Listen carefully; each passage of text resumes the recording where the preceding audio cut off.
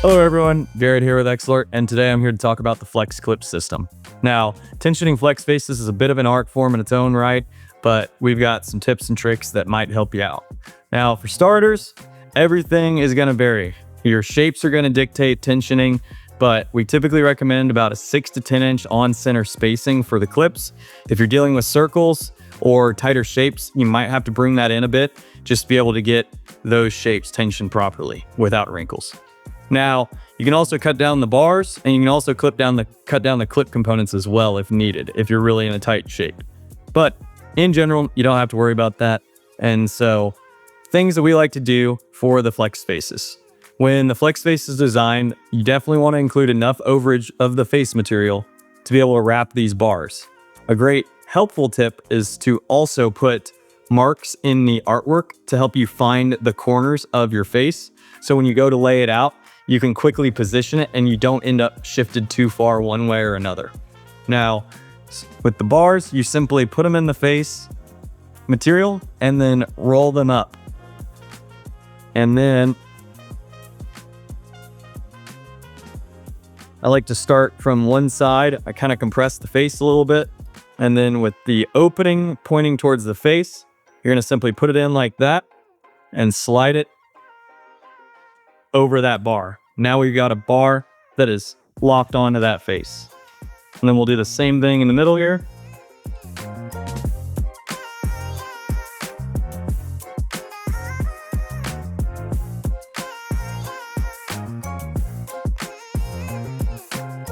And we've got on our website and with each order, the overage amounts that you need for the clip and the face material. So don't hesitate to reach out if you have any questions about that.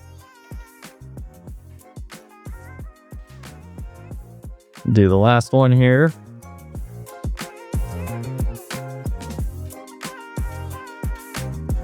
And one thing I like to do if I'm doing a lot of different clips on a face is to kind of pull the material just to make sure it's not bunched up between the clips. Sometimes when you start stacking those clips in there and pushing it one way, it kind of wants to tension that material along the clip line. So you just want to make sure that they're kind of free floating and everything's happy there.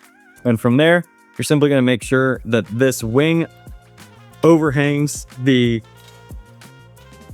frame piece in there. And then you can grab your 7/16 or 11 millimeter socket and driver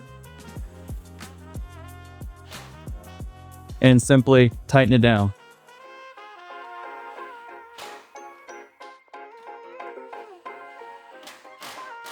Now, the great thing with our clips is that they're easily removable. You need to reposition. You can simply do that as well.